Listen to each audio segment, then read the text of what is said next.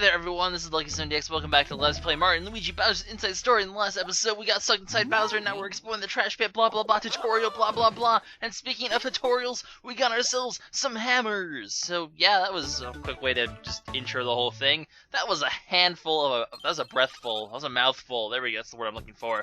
But we get ourselves the hammers, pretty early in the game actually. This game's not screwing around, they're like, yeah, we know you know that we're gonna get the hammers, so you know what? Here's some hammers. There you go. So they don't really dick around with that. All you do is, you basically just switch them. You press R to switch to hammer. Kind of how it's always been every of these sort of games. So nothing too special. You can also hit buttons on the wall, and stuff will happen. Kind of, I guess, to be expected. Also, there's a egg-shaped ball. Probably not a good thing. It broke. Also probably not a good thing, because inside them, of course, there's going to be enemies, because of course, now that we have hammers, we can use them in battle. That's just how it works. So, Starlow's going to give us the hammer tutorial, as usual. But, we'll go ahead and go through that and learn more about that. We're almost done with the majority of the tutorial phase sort of stuff. So, luckily, we won't have to deal with this too much longer. So, hammer, the way it works in this game is it's kind of similar to the other ones. You hold it in until you start glowing, and then you let go, and then you do your little hammer thing, and all is well. So, pretty much basically how it was in the past games for the most part. I think the hammer's a little easier to get excellence on, although the thing about that is it's a lot easier to screw up, because the way hammer works is if you go too far, then obviously you fail completely. So, unlike jump, where you're usually generally going to get good damage no matter what, hammer's a bit risky, because the more you try to get that excellent damage, the more likely you are to fail and do very minimal damage. So it's sort of like an all or nothing sort of thing, as opposed to jumping, which is generally, a little bit more of a safer option, although a bit hard to get excellence on. So it's sort of a bit of a trade-off. Personally, I prefer jumping, but that's just me. Hammer, to just counterattack, if you lift up, you're holding A or B to lift up your hammer, then you hit the hammer. It's not too difficult to do. But I do like the fact that they include the hammer right away. They give you the options right away, as opposed to just drawing it out like they have in the past games. All of a sudden it's like, oh, we're like, a third of the way through the game. Oh, here's a hammer. Now this is just like, nope, we're at the beginning. Here, have a hammer. Have some variety right at the beginning, which is good, because now the enemies will have variety too, in terms of their attacks and all that other sort of stuff. And that's always a good thing. So, I'm really not complaining that they did things this way. What are these things called? They're like little spine. I like the fact that, the enemies look like old enemies, but they're sort of, different in a way, because, you're inside Bowser, so it's supposed to be like that. Anyways, first level up of the game. Oh my god, that's so exciting. We're gonna get power. Can we get 5 power right away? Basically, it works as before, where you press it and you can get you get basically all your stats get boosted, and then you can boost another stat, like by a few points. Usually it's between like 1 and 5. Now for some reason this game, I feel like the roulette's like really easy in this game. Well, not easy, but the nice thing is, like, all the high numbers are grouped together, so even if you miss by like 1 or 2, you're still gonna get a decent one, as opposed to other ones where they usually had, ones surrounding the high number in partners in time. So if you if you miss the high number, you'd get like 1 and just be like, well, crap. This one like is really hard to screw up and lose, actually, which is really nice. So I don't know, not complaining, but we're gonna start off by getting a couple awesome levels. Now there's those things called ranks, which you might have noticed on the top screen. Those are going to come into play later, and those are actually really cool, what happens when you rank up. But I think it's just according to level. I think it's like every 5 or 6 levels or so, or something like that. Don't quote me on that, I'm not sure exactly the exact conditions you need to rank up on. But once that happens, there'll be some interesting stuff that occurs. Then of course, I land on the Spiny. Rule number 1 for Spinies, don't jump on them, you'll get hurt like that. So generally not a very good idea. At least I got to show it off, though, so hopefully we will never do that ever again. But we've made it out of the trash pit now, so it's pretty close to the end when I ended last episode. But honestly, I feel like this LP, the ending points are gonna be a little less, I guess, sectioned as they were in the other ones, just because I'm trying to get full videos here, and it seems like the sections in this game the game just seems to go quicker, just seems to flow quicker. I'm not sure if it's just shorter or just the game itself just flows better, but it seems like I'm actually getting a bit I'm always getting farther ahead in these sections than I actually think I am. So as I'm going faster actually for once than I think I am, as opposed to Spirit Tracks, where things take about twice as long as I think they will actually end up taking. But now that we've actually reached this sort of overworld hub for Bowser, we can access this Toad Town-ish sort of place where we can buy items, and there'll also be a place where you can spend money to heal up, which I think is new in Mario and Luigi games. I don't think you ever had to spend money to heal in those games. I think they always just gave you like a heal thing, or some other sort of way to heal for free, which they don't in this game. You actually have to, pay a little bit of coins. It's just like 10 coins to heal, but that's different, I suppose. But then again, it's like how most RPGs are. There's always like a little hotel. You go there, you heal up using the hotel. Really, it's worth spending the coins on for the most part. Now you can buy socks, but as you can see, you can only have one thing of equipment right now, and something like this as well, where it just makes foes more likely to attack you.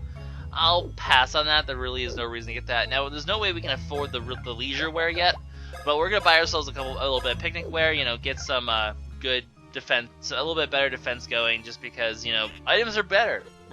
Getting more items is always a good thing to do.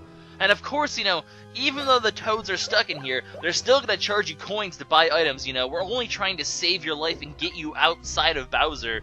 But no, you're gonna be dickish, and freaking Toads are greedy. Toads are really greedy jerks.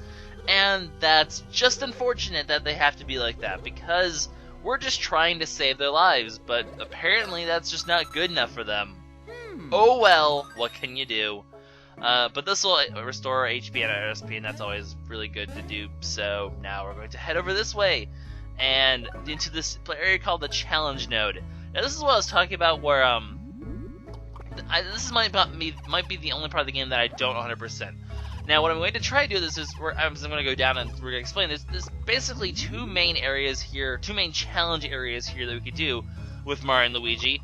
The first being this one, which is sort of a fight harder versions of bosses mode. Now, obviously, we can't access this now because we haven't fought any bosses yet that are worth, being in here.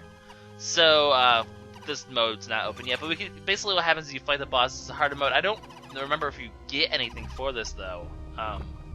If you end up getting any really good items for it or anything.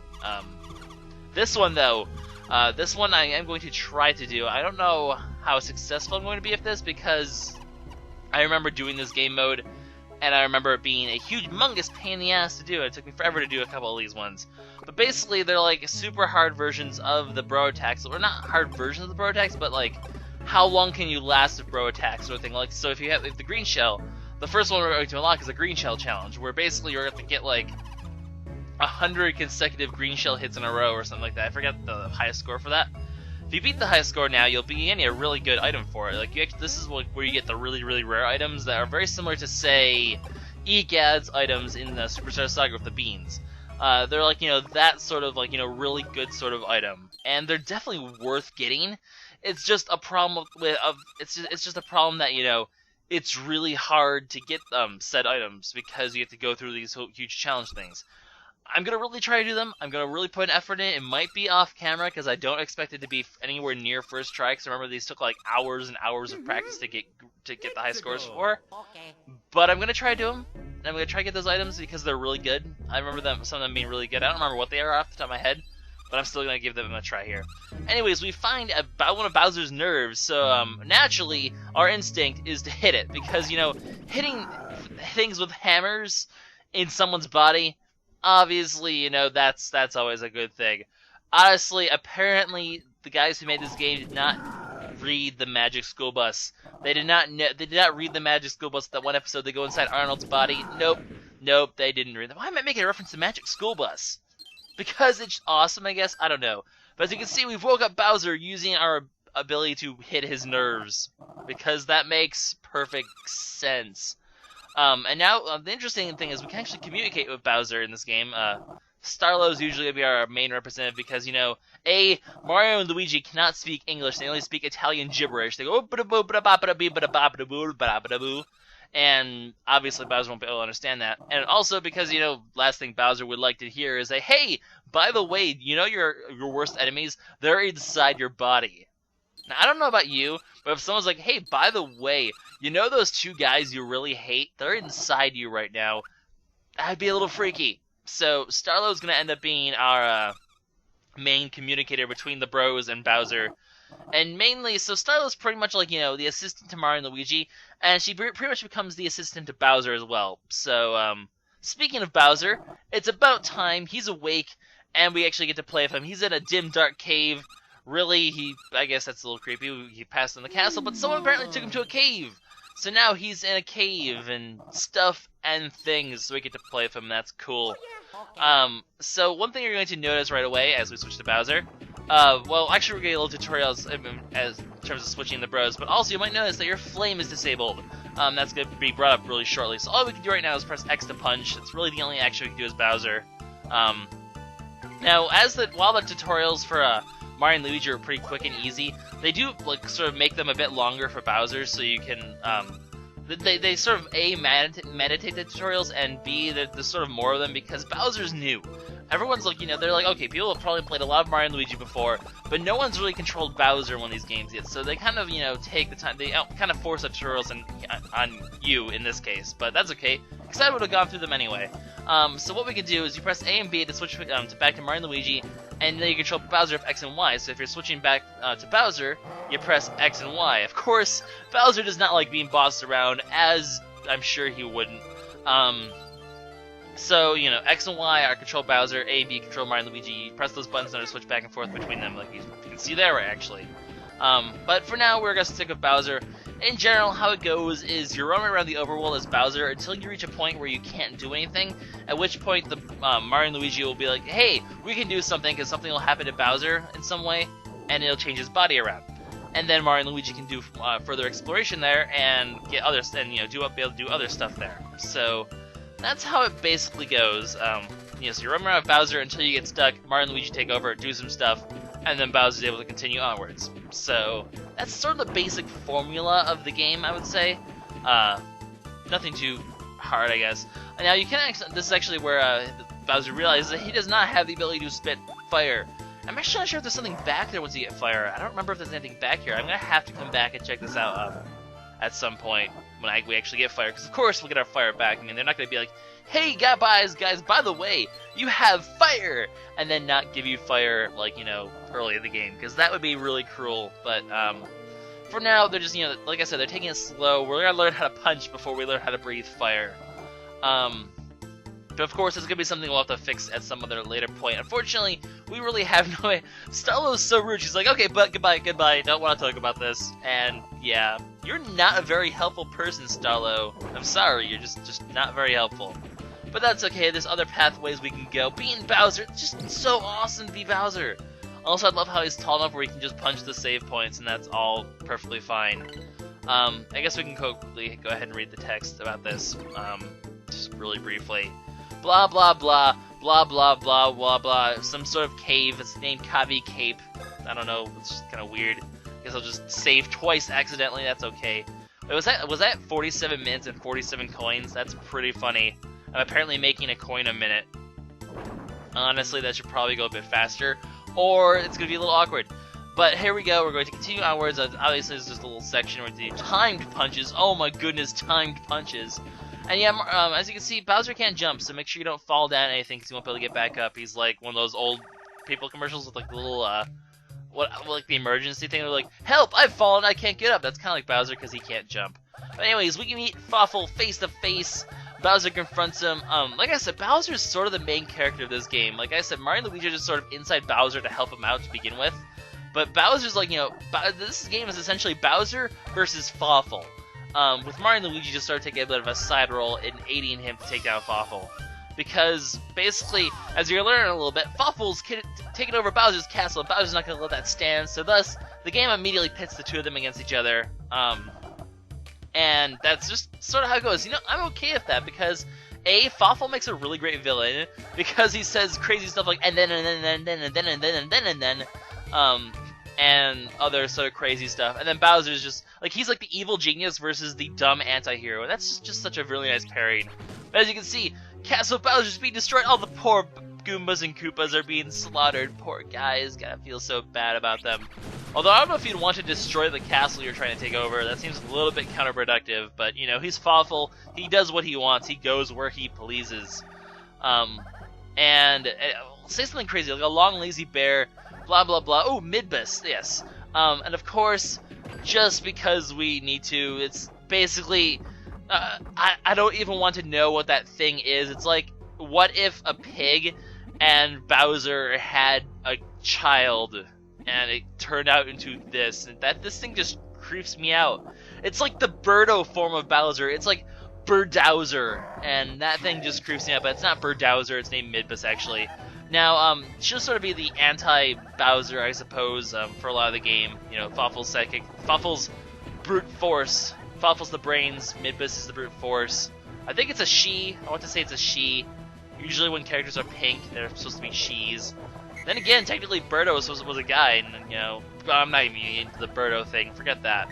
But we're going to get an explanation on how to fight with Bowser, because, you know, Bowser's the main character too, so we need to learn how to fight with him.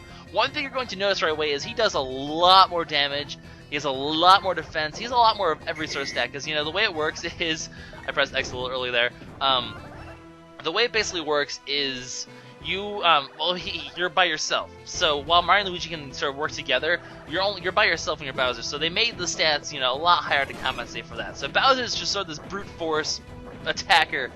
In order to punch, obviously, you saw you wind up your punch, then press X. It's sort of like how the hammer works, actually. But the punch is going to be Bowser's basic attack. You're going to be mostly just going around punching the shit out of things. And I'm okay with that because it's really fun to just go around and punch the shit out of things. Also, if you want to go back a little bit, his theme music for the battles, freaking awesome. Love his music. But Midbus gives the classic, oh, you must learn and train harder to beat me sort of feel, and that's just how it works. But that's it for this episode, guys. In the next episode, we're going to wander around with Bowser, we're going to go reclaim our castle, and basically just be a badass Tyrant King, because that's what we do. So I'll see you guys next time for more about Bowser's inside story and stuff. Shenanigans!